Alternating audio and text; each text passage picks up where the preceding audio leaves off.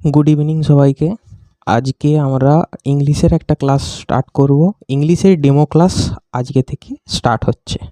আজকে ফার্স্ট ইংলিশের demo class. এই ডেমো ক্লাসে আমরা কি করতে চলেছি দেখো। প্রথমত আমাদের ইংলিশের একদম বেসিক লেভেল থেকে আমরা স্টার্ট করব।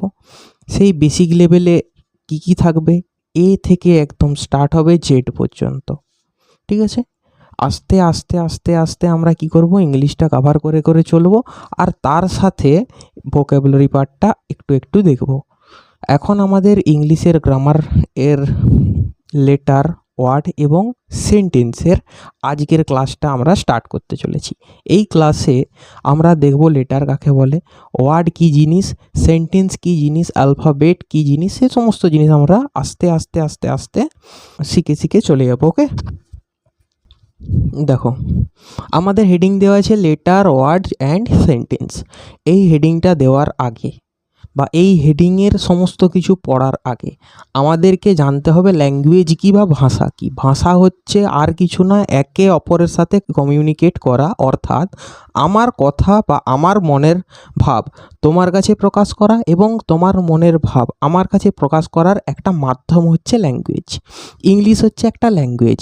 সেই ল্যাঙ্গুয়েজটাকে আমাদেরকে শিখতে গেলে বা ভাষাটাকে, যেমন বাংলা আমাদের একটা ভাষা, তোমার মনের ভাবটা আমার কাছে তুমি বাংলায় প্রকাশ করতে পারবে যেটা আমি বুঝতে পারি, ঠিক আছে? সেই রকম ইংলিশও একটা মাধ্যম, যেটাকে আমরা ল্যাঙ্গুয়েজ বা ভাষা বলি।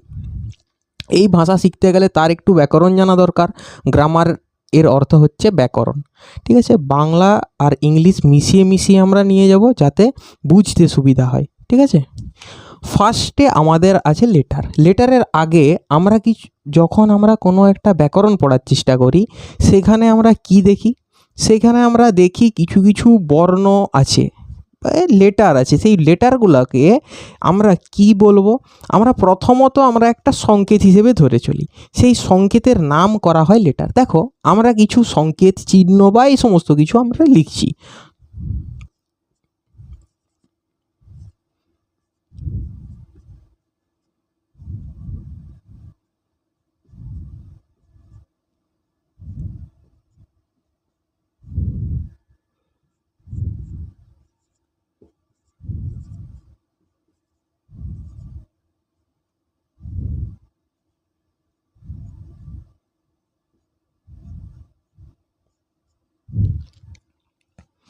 এই যে সংকেত বা চিহ্নগুলি আমি লিখেছি এতক্ষণ, এই চিহ্নগুলিকে এক একটি লেটার বলা হয়, ঠিক আছে? আমি তাহলে এখন সংজ্ঞা লিখব লেটারের।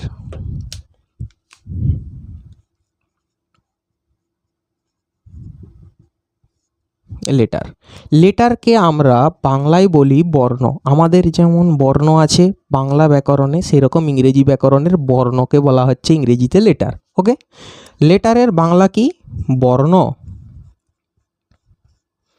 বর্ণ কাকে বলবো? এই যে চিহ্নগুলিকে আমি লিখেছি এতক্ষণ ধরে, ওপরের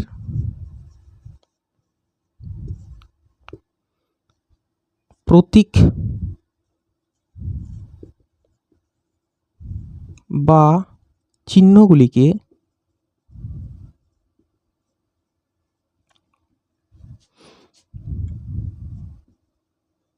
এক একটি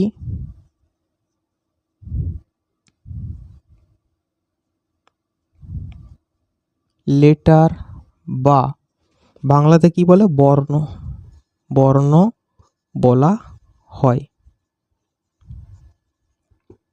তাহলে ওপরের প্রতীক বা চিহ্নগুলিকে এক একটি লেটার বলা হয়।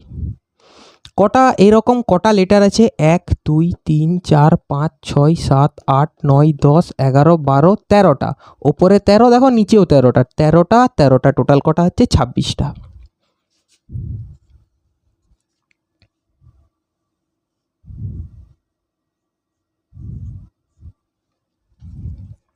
ঠিক আছে, তাহলে ওপরের প্রতীক চিহ্নগুলিকে এক একটি লেটার বলা হয়। ভালোভাবে দেখো, এ, শুধু এ, এইটাকে একটি লেটার বলা হবে। শুধু বি, এটাকে একটি লেটার বলা হবে। C D E F G, এদের প্রত্যেকটাকে এক একটি লেটার বলা হয়। যদি ধরো বলা হয় এর মধ্যে যে কোনো একটি লেটার তুমি আমাকে বলো, আর বলতে পারি, কে বলতে পারি, পি বলতে পারি। এইগুলি হচ্ছে এক একটা লেটার। লেটার কাকে বলে কোন জিনিসটা পরিষ্কারভাবে বোঝা গেছে। এরপর আমরা যাব লেটারের মধ্যে। লেটারের মধ্যে আমরা এই লেটারের বিভাজন দেখতে পাই দুভাগে।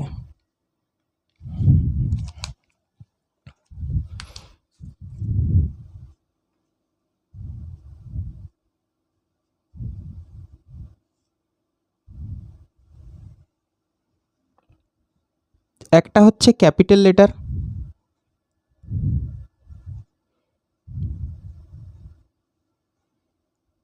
আর একটা হচ্ছে স্মল লেটার।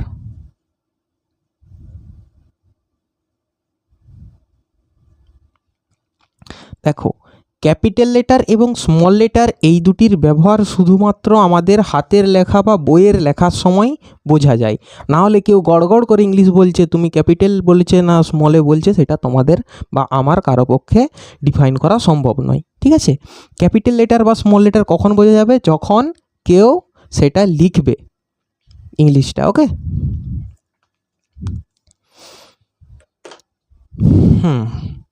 দেখো ক্যাপিটাল এবং স্মল লেটার আমি একটু লিখে দিই, কোনটা ক্যাপিটাল কোনটা স্মল লেটার। দেখো, ক্যাপিটাল লেটার মানে কি? বড় হাতের লেখা। যেমন এ, এইটাকে যদি আমি এইভাবে লিখি, এটাকে বলবো কি? Capital letter. এর স্মল লেটার কি হবে? ছোট হাতের এ, এইভাবে লেখা হয়।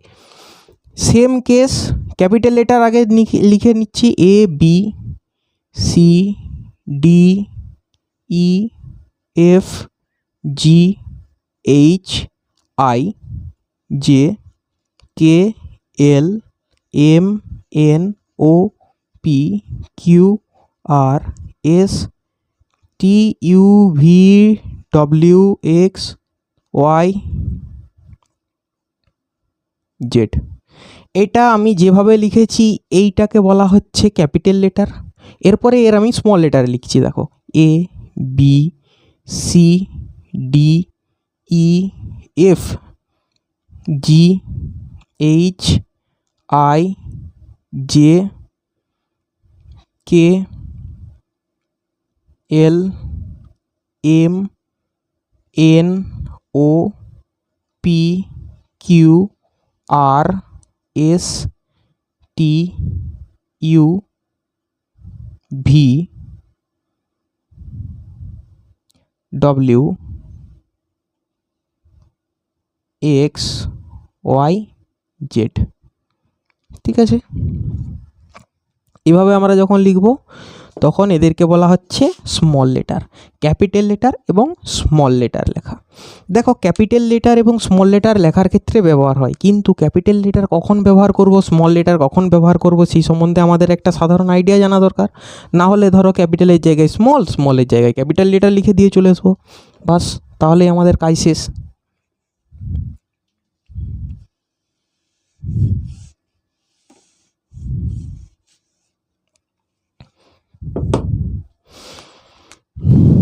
দেখো, ফার্স্ট পয়েন্ট,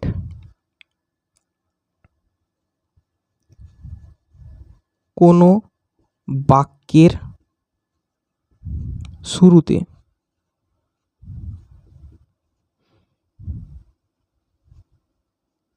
ক্যাপিটাল লেটার বসে। একটা বাক্য তুমি যখন শুরু করছো তখন সেই বাক্যের স্টার্টিং যে লেটারটা, যেই লেটার দ্বারা তুমি সেই বাক্যটা স্টার্ট করো, সেই লেটারটাকে আমাদেরকে ক্যাপিটাল লেটারে বস করাতে হয়। নেক্সট,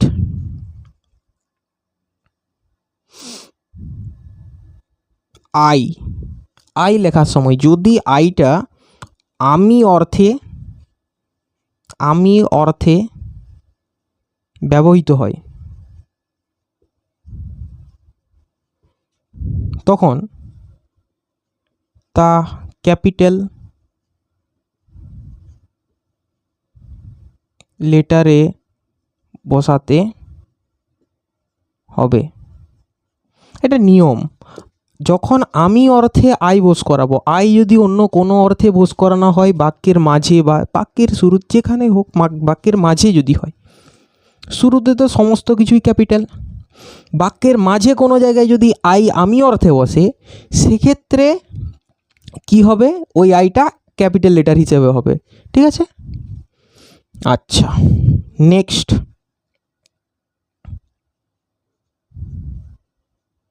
কবিতার প্রথম লেটার মানে হচ্ছে তুমি যদি তোমার গার্লফ্রেন্ডকে চিঠি লেখো, একটা লেটার লেখো, তখন তুমি কিভাবে লিখবে? তখন যেটা লিখবে সেই লেখার ফার্স্ট লেটারটা হবে capital letter.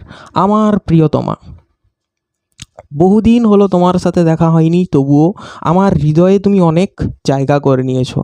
My dear sweet heart, I haven't seen you in a long time, yet you have sit in my heart and capture a lot of place. ঠিক আছে, এইরকম যখন কিছু হবে তখন তুমি কি করবে? First my dear sweet heart, my যখন শুরু করবে বড় হাতের, এরকম যদি তুমি কোনো দিন কবিতা লেখার চেষ্টা করো, কবিতার ওই ফার্স্ট লেটার সবসময় বড় হাতের চেষ্টা করবে। ঠিক আছে, কবিতার লাইনের প্রথম লেটার ক্যাপিটালে হয়।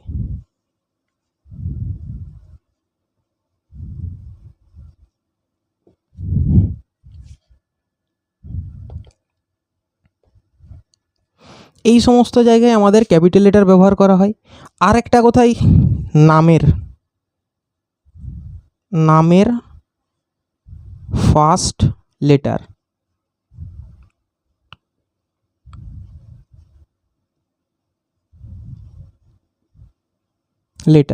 নামের ফার্স্ট লেটার কি হবে? ক্যাপিটাল লেটার হবে। কিভাবে? দেখো, আমার নামটা আমি যদি লিখি কে, আমি ক্যাপিটাল লেটারে লিখছি, তারপর থেকে আমি স্মল লেটার শুরু করব।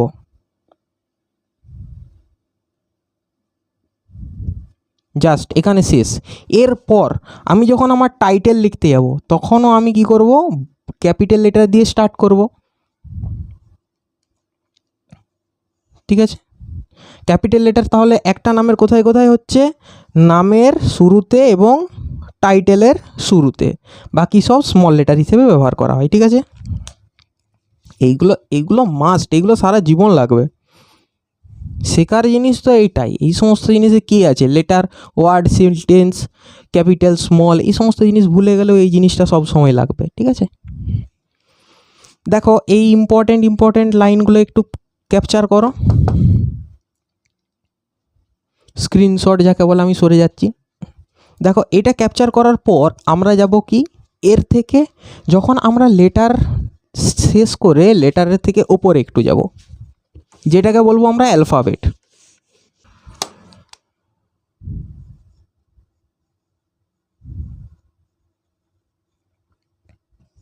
অ্যালফাবেট, লেটারের বাংলা অর্থ হচ্ছে বর্ণ, আর অ্যালফাবেটের বাংলা হচ্ছে বর্ণমালা। ঠিক আছে, মানে কি, যখন সমস্ত লেটার এক কাছে একটা ঝুড়ির মধ্যে থাকে, তখন সেইটাকে বলবো আমরা অ্যালফাবেট বা বর্ণমালা। তাহলে বর্ণমালা কাকে বলবো? সমস্ত লেটারকে, সমস্ত লেটার বা বর্ণকে একত্রে বলা হয় অ্যালফাবেট বা বর্ণমালা। ঠিক আছে, সমস্ত লেটার বা বর্ণকে একত্রে কি বলা হচ্ছে? অ্যালফাবেট বা বর্ণমালা। ইংরেজি বর্ণমালায় লেটারের সংখ্যা কটি? টোটাল হচ্ছে 26টি। দেখো, এই বর্ণমালাকে আমরা দুভাগে ভাগ করছি, A L P H A B E T, alphabet. বানান ঠিক করে দেখো অ্যালফাবেটের। ঠিক আছে, ইংরেজি যাতে বানান ভুল না হয়। অ্যালফাবেটকে আমরা দুভাগে ভাগ করছি। একটা ভাগের নাম হচ্ছে ভাওয়েল, আর একটা ভাগের নাম হচ্ছে কনসোনেন্ট। ভাওয়েলের বাংলা হচ্ছে স্বরবর্ণ, আর কনসোনেন্টের বাংলা হচ্ছে ব্যঞ্জন বর্ণ।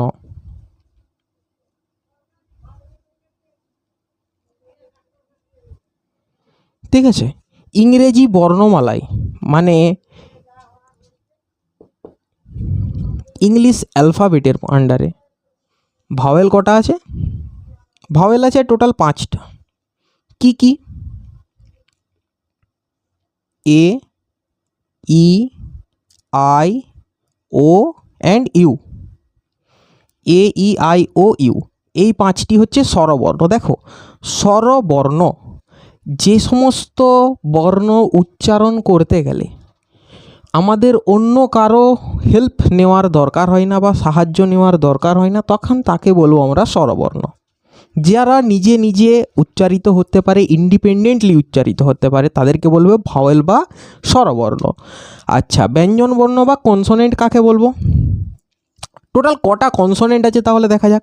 দেখো, 26টার মধ্যে যদি 5টা ভাওয়েল থাকে তাহলে বাকি থাকে কটা? 21টা। এই 21টা আছে আমার কনসোনেন্ট। কি কি আছে? এ, ই, আই, ও, ইউ বাদ দিয়ে বাকি সমস্ত কিছু। সেই সমস্ত কিছু কি আমি এখানে লিখছি?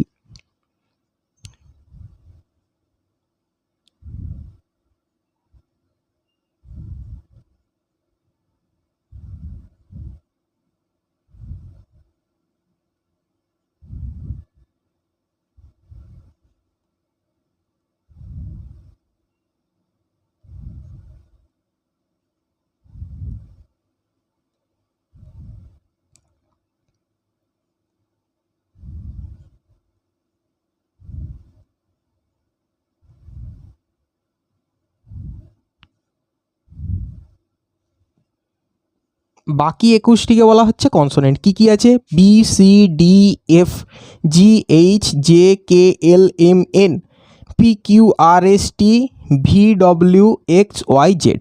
1, 2, 3, 4, 5, 6, 7, 8, 9, 10, 11, 12, 13, 14, 15, 16, 17, 18, 19, 20, 21। 21টা আছে কনসোনেন্ট আর বাকি 5টা আছে ভাওয়েল। দেখো, এর মধ্য থেকে এ, ই, আই, ও, ইউ বাদ দিলে যা থাকবে বাকি সমস্ত কিছু কনসোনেন্ট। ঠিক আছে? আমার যদি এ থেকে জেড পর্যন্ত আমি এরকম চোখ বন্ধ করে মুখস্থ, এরকম চোখ বন্ধ করে যদি মুখস্থ আমি বলতে পারি, তার মধ্যে থেকে এ, E, I, O and you, এই 5টাকে বাদ দিয়ে দেবো। এই 5টা হচ্ছে আমাদের তাহলে কি হয়ে যাবে? ভাওয়েল। বাকি যা কিছু থাকবে সমস্ত কিছু হবে কনসোনেন্ট।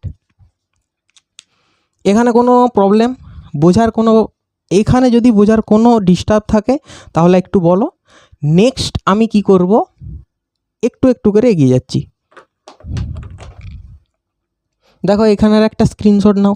স্ক্রিনশট নেওয়ার অর্থ হচ্ছে এটাকে তোমাকে যেভাবে আমি লিখছি সেভাবে তোমাদেরকে খাতায় তুলতে হবে।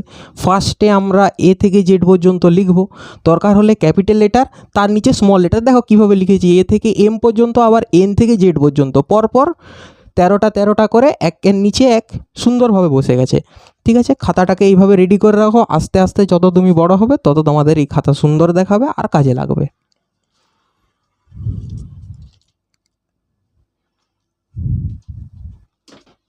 দেখো, অ্যালফাবেটের পর আমরা কি করতে চলেছি? অ্যালফাবেটের পর লেটার অ্যালফাবেট একটা আন্ডারের হয়ে গেছে, এরপরে আমরা যাব ওয়ার্ড। ওয়ার্ড হচ্ছে কি? ওয়ার্ডের বাংলা কি জিনিস? দেখো, আমি আগে লিখি ওয়ার্ড, ডব্লিউ ও আর টি। ওয়ার্ড শব্দের অর্থই হচ্ছে আমাদের শব্দ। ঠিক আছে? ওয়ার্ডের অর্থ হচ্ছে শব্দ। তাহলে আমরা শব্দ কাকে বলবো? যখন একাধিক লেটার কাছাকাছি বসে সেটা যদি একটা অর্থ প্রকাশ করে তখন তাকে আমরা বলবো ওয়ার্ড। যেমন যেমন উদাহরণটা আগে দেওয়ার আগে আমি এটার একটু সংজ্ঞাটা লিখি, সংজ্ঞা লেখার পর উদাহরণও পেয়ে যাবে। আচ্ছা, কতগুলি লেটার পাশাপাশি বসে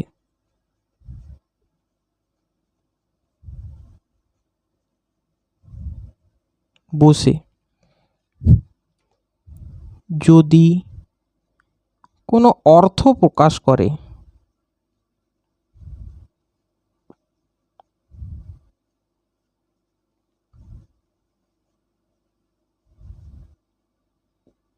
তাকে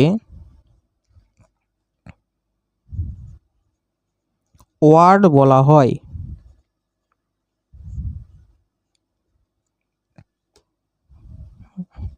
ওয়ার্ড বা শব্দ বলা হয়।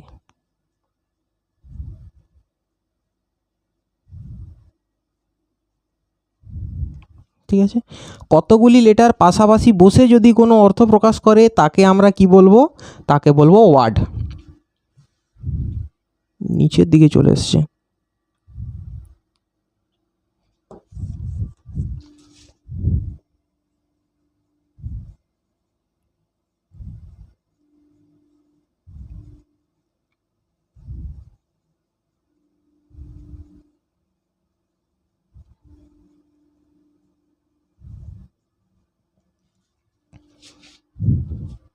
যদি কোনো অর্থ প্রকাশ করে তাকে আমরা কি বলবো, ওয়ার্ড।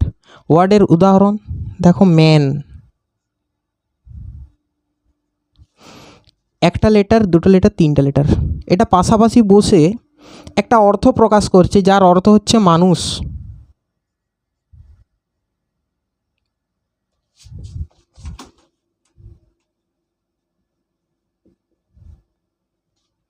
ঠিক আছে, এই যে অর্থ প্রকাশ করছে লেটারগুলি পাশাপাশি বসে, এটাকে বলবো আমরা কি, একটা ওয়ার্ড বা শব্দ। ক্লিয়ার হয়েছে? দেখো, এই ম্যান বা মানুষ একটা শব্দ। তাছাড়াও ফ্যান, ফ্যান মানে পাখা, সেটাও একটা শব্দ। ওয়ার্ড, আরও কিছু কিছু ওয়ার্ড আছে, যেমন এলিফ্যান্ট। এখান থেকে একটা ওয়ার্ড লিখছি আমি, এলিফ্যান্ট। এলিফ্যান্ট মানে হাতি।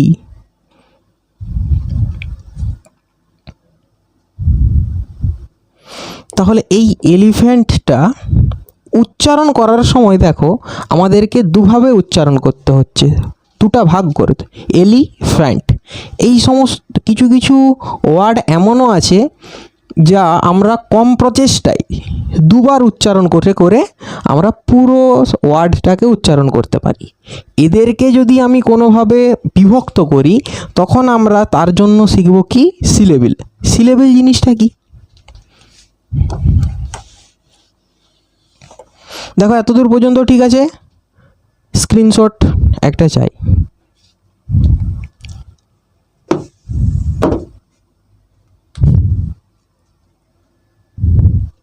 এরপরে আমরা শিখছি কি, সিলেবিল।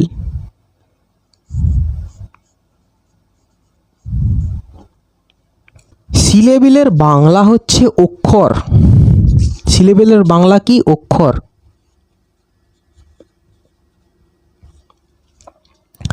কি বলবো, সিলেবিল কাকে বলে কি বলবো, ওয়ার্ডের যতটুকু অংশ আমরা সব থেকে কম প্রচেষ্টায় একবারে উচ্চারণ করতে পারি তাকে আমরা কি বলবো, সিলেবিল।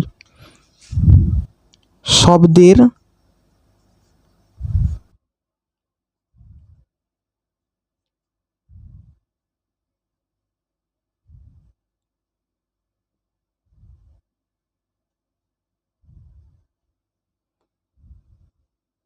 কম প্রচেষ্টায়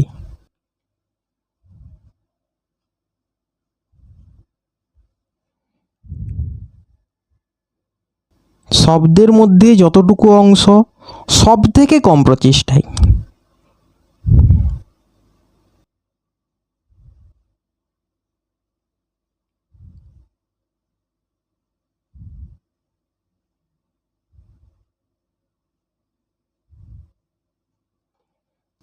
শব্দের মধ্যে যতটুকু অংশ সব থেকে কম প্রচেষ্টায় উচ্চারণ করা যায়, উচ্চারণ করা যায়,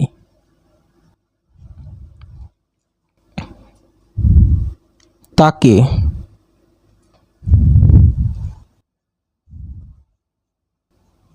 সিলেবেল বা অক্ষর বলে। শব্দের মধ্যে যতটুকু অংশ সব থেকে কম প্রচেষ্টায় উচ্চারণ করা যায় তাকে সিলেবিল বা অক্ষর বলে। ঠিক আছে, এই সিলেবিল বা অক্ষর বলে সংজ্ঞার সাথে সাথে আমাদেরকে উদাহরণ দু একটা মনে রাখার দরকার। যেমন এর একটা উদাহরণ হবে এলিফ্যান্ট।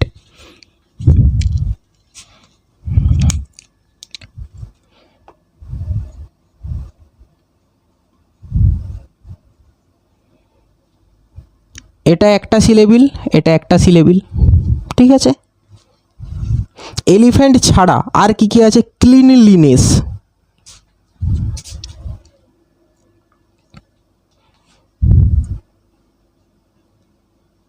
ক্লিনলিনেস, ক্লিনলিনেস একবার মানে সব থেকে কম প্রচেষ্টায়, কোনো চেষ্টাই করব না, যেমন আমরা এখন করছি পড়াশোনার সময়, পড়াশোনার প্রতি কোনো চেষ্টা আছে নাই তো সেই রকম, তাহলে ওই রকম কম প্রচেষ্টায় আমরা যতটুকু উচ্চারণ করতে পারবো ক্লিনলিনেস, তিনটি ছোট ছোট অংশ উচ্চারণ করতে পারলাম, তাহলে এই তিনটা হবে এক একটা সিলেবেল। ঠিক আছে, আরও কিছু আছে কি?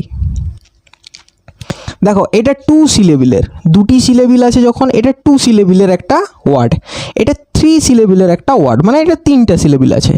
একটা সিলেবিলের একটা ওয়ার্ড বলো তো, যেমন হচ্ছে ম্যান, ম্যান একবারে কম প্রচেষ্টায়, শুধুমাত্র এক চান্সে আমরা ম্যান উচ্চারণ করতে পারি। ফ্যান, ঠিক আছে, এইগুলো হচ্ছে 1 সিলেবিল। তাহলে একটা সিলেবিল যার থাকে 1 সিলেবিল বলবো, দুটো সিলেবিল যার থাকে 2 সিলেবিল বলবো, যার 3টে সিলেবিল থাকে 3 সিলেবিল ওয়ার্ড আমরা বলতে পারি। আচ্ছা, এতদূর পর্যন্ত হয়েছে, এটা একটু স্ক্রিনশট, তারপর আবার যাব। দেখো একবার রিভিশন হোক ছোট করে। A to Z পর্যন্ত আমাদের 26টি লেটার আছে। লেটার কাকে বলবো? যে সমস্ত প্রতীক বা চিহ্নগুলি আমরা কি করি বর্ণ হিসেবে পেয়ে যাই, তাদেরকে আমরা কি বলবো? লেটার। এখানে লেখা আছে উপরের প্রতীক বা চিহ্নগুলিকে এক একটি লেটার বা বর্ণ বলা হয়। ঠিক আছে, লেটারের বাংলা হচ্ছে বর্ণ। আচ্ছা, এই 26টি লেটারকে একত্রে বলা হচ্ছে অ্যালফাবেট। অ্যালফাবেটের অর্থ বর্ণমালা। এই বর্ণগুলিকে একত্রে যখন যুক্ত করি, ধরো একটা ফুল, সেইটা হচ্ছে আমাদের বর্ণ বা লেটারের মতো। একগুচ্ছ ফুলকে যখন একটা মানে খুব ভালোভাবে সাজিয়ে রাখবো, তখন সেটাকে বলবো মালা।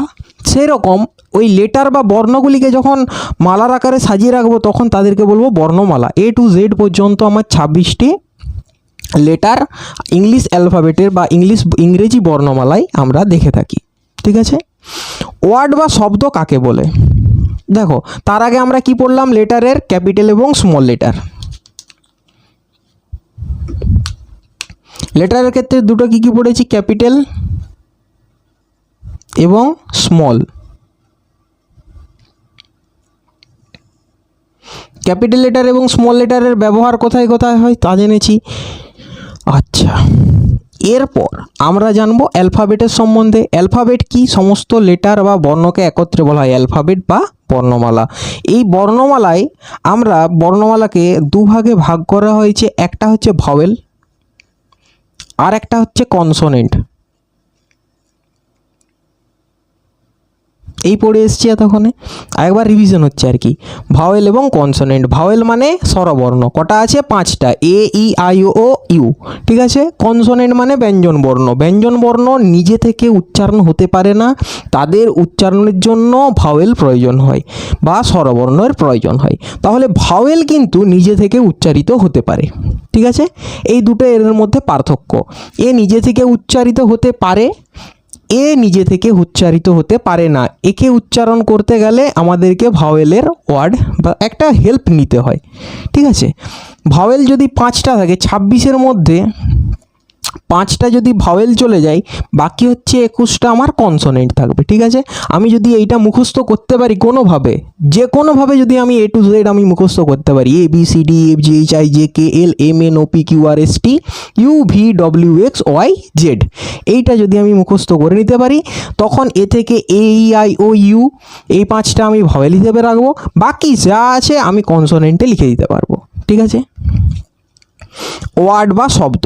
শব্দ কাকে বলবো? না কতগুলি লেটার, এই যে এক একটি লেটার, এগুলি পাশাপাশি বসে যদি কোনো অর্থ প্রকাশ করে, তখনই তাকে আমরা বলবো শব্দ। ঠিক আছে, এই শব্দ আবার কিভাবে ভাঙা হয়েছে? সিলেবিল অনুযায়ী ভাঙা হয়েছে। 1 সিলেবিল ওয়ার্ড, 2 সিলেবিল ওয়ার্ড, 3 সিলেবিল ওয়ার্ড। সিলেবিল শব্দের অর্থ হচ্ছে অক্ষর। সিলেবিল কাকে বলবো? শব্দের মধ্যে যতটুকু অংশ আমরা খুব কম প্রচেষ্টায় উচ্চারণ করতে পারি। এখন যেমন এই মাধ্যমিক পরীক্ষা দেওয়ার স্টুডেন্টদের অবস্থা সেই রকম, কোনো চেষ্টা নেই, কিছু নেই, যতটুকু আমি করতে পারবো এক নিঃশ্বাসে সেইটুকুই হবে আমাদের সিলেবিল। ঠিক আছে, শব্দের মধ্যে যতটুকু অংশ কম প্রচেষ্টায় উচ্চারণ করা যায়, একবারে উচ্চারণ করা যাবে, তাকে বলবো আমরা সিলেবিল। 1 সিলেবিলের ম্যান, 2 সিলেবিলের ক্ষেত্রে এলিফ্যান্ট আছে, 3 সিলেবিল ক্লিনলিনেস। ওকে, বোঝা গেল? এই পর্যন্ত রিভিশন হয়েছে, এই পর্যন্ত একবার স্ক্রিনশট, তারপর আমি আবার যাব।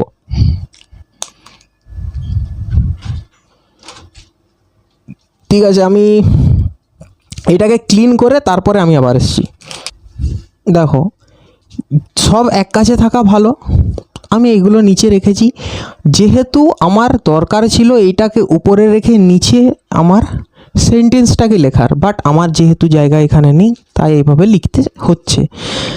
ওপরের A to Z পর্যন্ত 26টি লেটার আমি মুছে দিয়েছি, এখানে আমি কি লিখবো? সেন্টেন্স। ওকে, মানে কি হচ্ছে দেখো, এখান থেকে আবার ঘুরে ফার্স্টের দিকে যাচ্ছি, ফার্স্টের দিকে বলতে লেখাটা, বাকি পরপর চলতেই থাকছে, প্রথমে লেটার, তারপরে অ্যালফাবেট, তারপরে ওয়ার্ড, তারপরে সিলেবিল, তারপরে সেন্টেন্স, এইভাবে তোমরা খাতায় লিখবে। ঠিক আছে,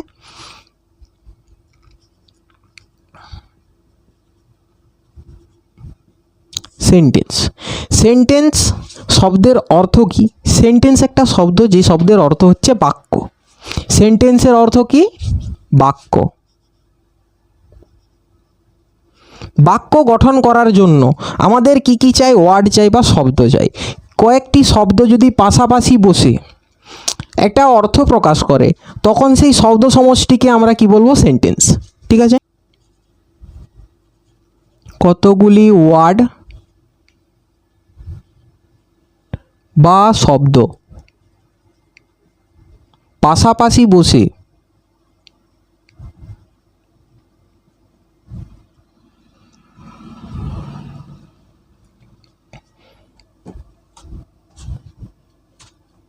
কতগুলি ওয়ার্ড বা শব্দ পাশাপাশি বসে কোনো একটি প্রসঙ্গে একটি পরিষ্কার অর্থ প্রকাশ করলে, কোনো একটি প্রসঙ্গে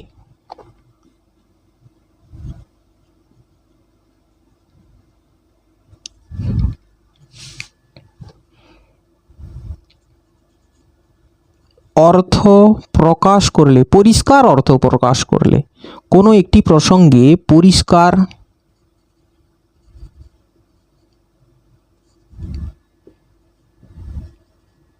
অর্থ প্রকাশ করলে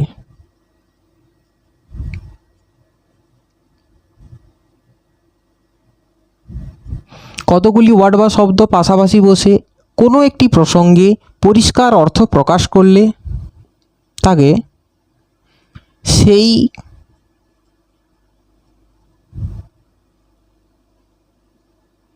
শব্দগুচ্ছ কে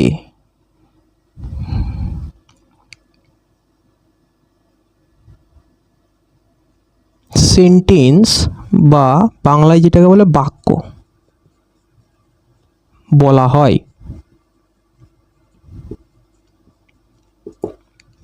কতগুলি ওয়ার্ড বা শব্দ পাশাপাশি বসে কোনো একটি প্রসঙ্গে পরিষ্কার অর্থ প্রকাশ করলে সেই শব্দগুচ্ছকে সেন্টেন্স বা বাক্য বলা হয়। এটা হচ্ছে সেন্টেন্সের সংজ্ঞা। এই সেন্টেন্সের সংজ্ঞার পরে এর কিছু উদাহরণ আমাদের চাই, একটা দুটো উদাহরণ দিলে আপাতত বোঝা যাবে। দেখো, এটা আগে একটু দেখো, এটা লিখে নাও। এর উদাহরণটা তাহলে আমি লিখে দিই একটু। The bird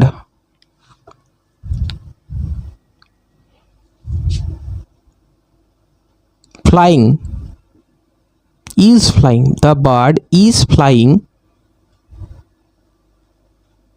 in the sky.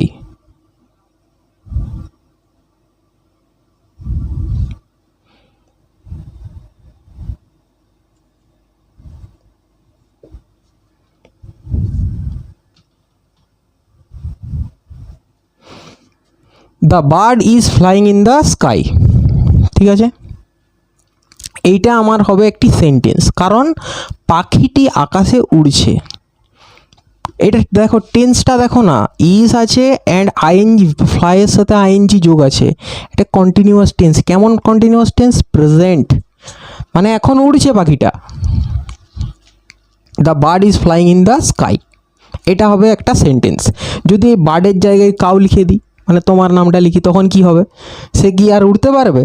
তখন সেইটা সেন্টেন্স হবে না, কারণ বলা হয়েছে পাশাপাশি বসলে হবে না, তার সঙ্গে সঙ্গে অর্থ প্রকাশ করতে হবে। ওই প্রসঙ্গে, ওই ওড়ার প্রসঙ্গে পরিষ্কার অর্থ প্রকাশ করতে হবে যে যে উড়তে পারে তাকে উড়াতে হবে। যে উড়তে পারে উড়ি দাও তাকে। তাহলে the bird is flying in the sky, এইটা হবে আমাদের একটি সেন্টেন্সের উদাহরণ। এটা একবার স্ক্রিনশট নাও পুরোটা।